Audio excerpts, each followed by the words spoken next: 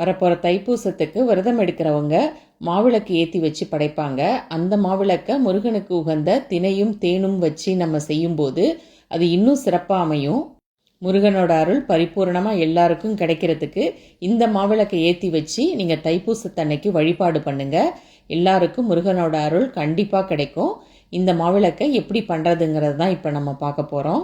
1/2 cup தினை எடுத்திருக்கேன். அதை ஒரு பவுலுக்கு மாற்றிட்டு நல்லா 2 தடவை கழுவி எடுத்துக்கோங்க. வடிகட்டியில் மாற்றி தண்ணியை சுத்தமாக வடித்து எடுத்துக்கோங்க.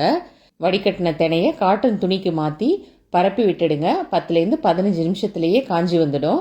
காஞ்ச தினையை கடாய்க்கு மாற்றிக்கோங்க. நல்லா பொன்னிறமாக மாறி வாசனை வர வரையும் வறுத்து எடுத்துக்கோங்க.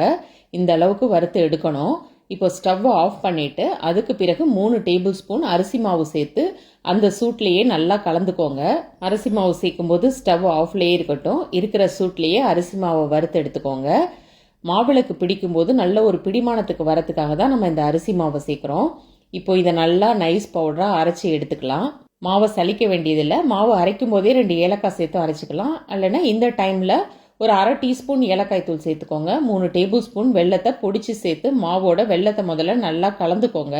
தேனும் சேர்த்து கலந்துக்க போகிறதுனால எடுத்திருந்த மாவுக்கு 3 டேபிள் ஸ்பூன் வெல்லம் போதுமானதாக இருக்கும்.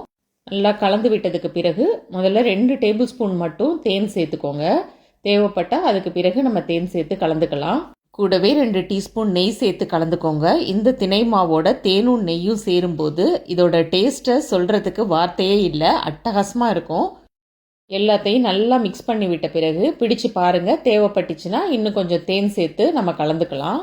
எல்லாமே நல்லா கலந்து விட்டதுக்கு பிறகு கொஞ்சமாக தண்ணி தெளித்து பிசைஞ்சுக்கோங்க. இந்த மாவு கரெக்டாக பிடிக்க வரத்துக்கு எனக்கு ஒரு 4 டேபிள் ஸ்பூன் அளவுக்கு தண்ணி தேவைப்பட்டது. ஒரேடியாக தண்ணியை ஊற்றிட வேணாம். உங்களுக்கு எந்த அளவுக்கு தண்ணி தேவைப்படுதோ கொஞ்சம் கொஞ்சமாக தெளித்து பிசைஞ்சு எடுத்துக்கோங்க. நம்ம சேனலில் ஏற்கனவே முருகன் பிரசாதம் ரெசிபி திருப்பாகமும் தினை பாயசமும் நான் அப்லோட் பண்ணியிருக்கேன். அது எல்லாமே பார்க்குறதுக்கு நம்ம சேனலை சப்ஸ்கிரைப் பண்ணி வச்சுக்கோங்க. மறக்காமல் இந்த வீடியோவும் உங்கள் ஃபேமிலி அண்ட் ஃப்ரெண்ட்ஸுக்கும் ஷேர் பண்ணுங்கள். மாவை நல்லா உருண்டையாக பிடிச்சி எடுத்தாச்சு. இப்போ தீபம் ஏற்றுறதுக்கு அதில் நெய் சேர்க்கணும். அதுக்கு கட்டை விரலால் கொஞ்சம் அழுத்தம் கொடுத்தீங்கன்னா நடுவில் கொஞ்சம் குழிவாக வரும்.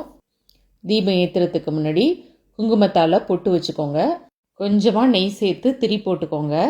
வாழை இலை இருந்தால் இந்த மாவிளக்கை வாழை இலையில் வச்சு முருகருக்கு முன்னாடி விளக்கேற்றி வைக்கலாம்.